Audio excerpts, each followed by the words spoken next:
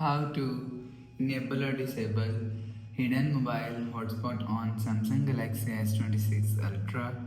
Let's start the video. First of all, go to app library. Here click on settings app.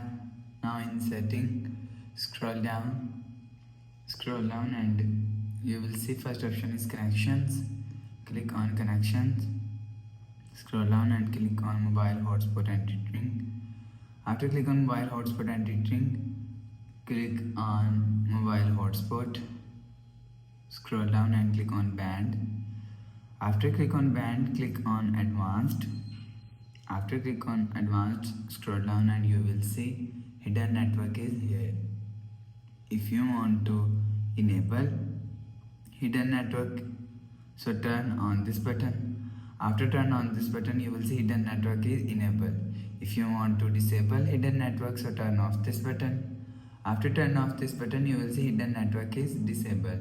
You will enable or disable hidden network from here. After the process, click on save, go back to home screen. So that's how you can enable or disable hidden mobile hotspot on Samsung Galaxy S26 Ultra. If you like the video, please subscribe. Thanks for watching.